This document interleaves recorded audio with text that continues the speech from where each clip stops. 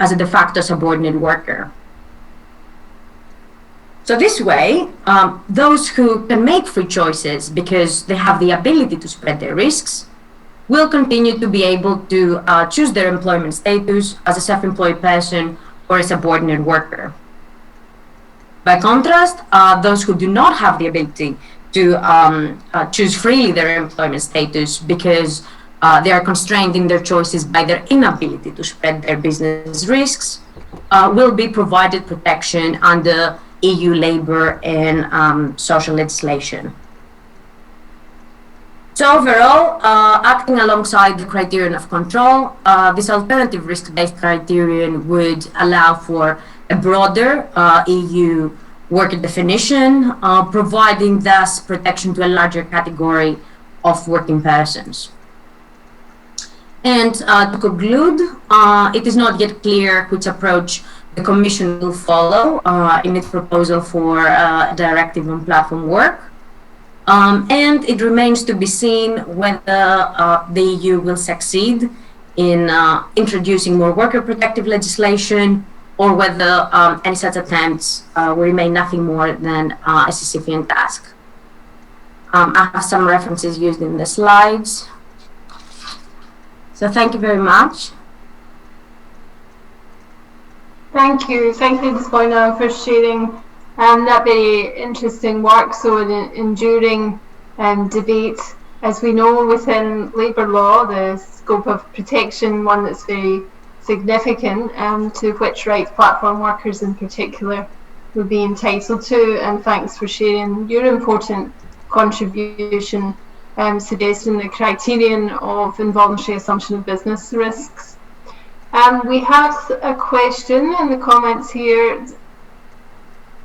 which I suppose is about an alternate strategy and whether workers in platforms, do you think, can establish a union to make collective negotiations, something that's been prominent, I guess, in the UK?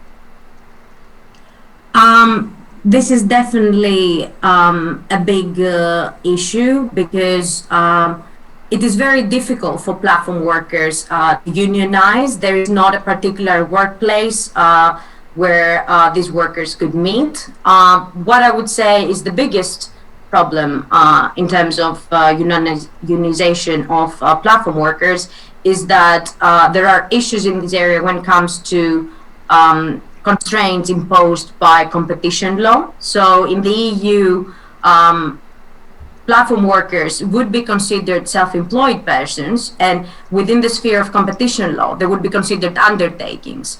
Their union, thus, would be considered an association of undertakings. And the only associations that are allowed to bargain collectively for the amelioration of their working conditions are associations of workers. So since persons who provide services through platforms will be considered undertakings, their union will not be able to bargain collectively for their rights. And so what we have here is very problematic because these people are not only excluded from EU labor and social protection legislation, but they're also not allowed, because of competition law constraints, to bargain collectively for their rights.